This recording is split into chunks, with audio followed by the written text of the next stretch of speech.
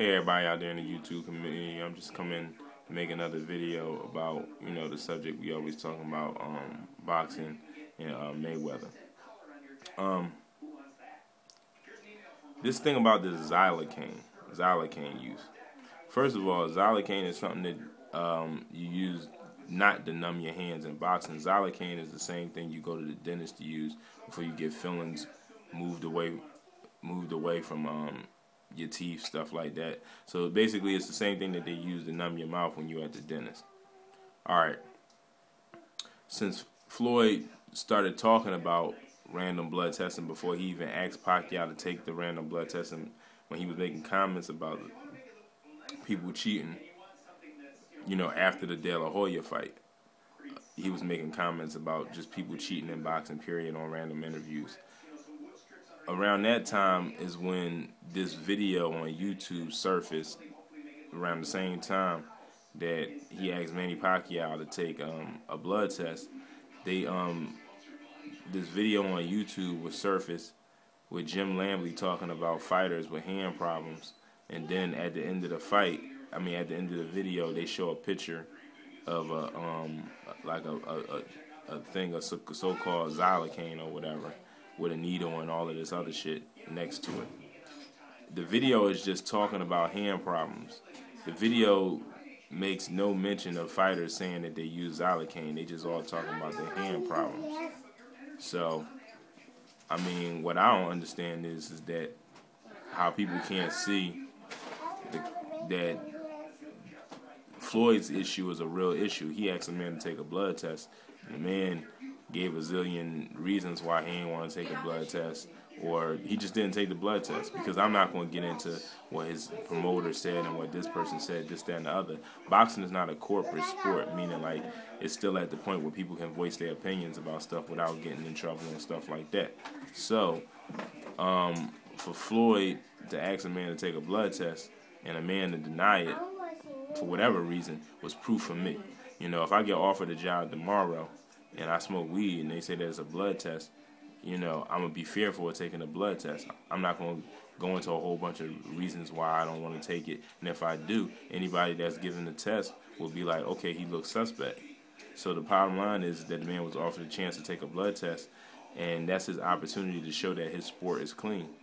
When other people are getting blood tested for stuff and coming up dirty, or you got people like Shane Mosley that was mentioned in the Balco scandal, and he was mentioned in the scandal just like Barry Bonds was. So when people mentioned Barry Bonds in the scandal and Barry Bonds was questioned and he was asked, talking around the questions and all of that, everybody persecuted him. So why isn't the same thing being done to Manny Pacquiao? The man won't take a blood test and he got an opportunity to.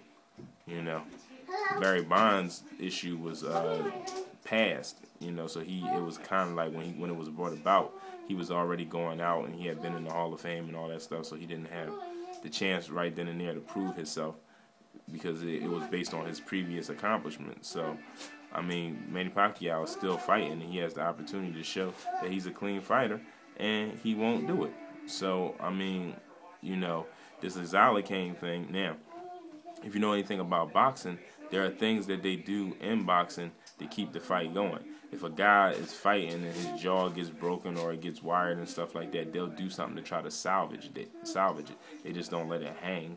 So, if Floyd ever did take Xylocaine in a case where his hand was broken and he needed to continue to fight, it's not the same as using performance enhancement drugs.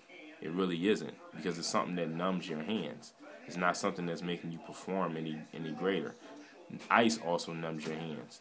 So if he was to take his hands and soak them in a bucket of ice and have his hands numb for the whole fight, because that can make your hands numb. It's gonna hurt, but it's gonna make it numb. So he can stick a hand in ice and numb his hands. Is that considered cheating? It's not the same thing. So, let's say he's getting roided up with it, like shooting Xylocaine in his hands before every fight, which I seriously doubt is the case. And at the same time, if he did do that, just because your hands are numbed in a fight doesn't mean that you can punch and not feel anything. That's the dumbest thing I ever heard. When you punch, you're going to feel the numbness.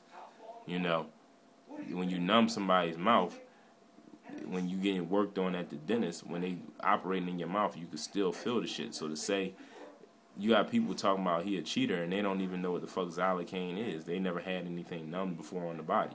And if you had something numbed on the body, it would make it worse for you to fucking punch. If anything, you don't numb something and then put impact to it intentionally. So you're an asshole if you think that he just shoots the shit in his hands and goes out before a fight and that's how he wins. He's punching and he don't feel no pain. That's the dumbest shit I ever heard. So again, you got people arguing about an issue that had no fucking common sense. Like, that don't make no sense. You know what I'm saying? Like, why would you shoot something in your hand to numb your hand? And first of all, he don't even beat people with power. So he's not even a fighter that goes in there to beat you for power. He's a fighter that goes in there and beats you with strategy. All the complaints that people make, they complain that he outweighed Marquez by 2 pounds in that fight. Whereas though you got a fighter like Evander Holyfield, who was a cruiserweight that was 180, fighting guys like Riddick Bowe that was 220 pounds. So, I mean, y'all complaining about 2 pounds, whereas though you got a fighter that's fighting somebody that's 40 pounds bigger than him. And then when he fought Marquez when he was 2 pounds bigger, he beat him defensively. Marquez was held to like 12% in that fight as far as punches.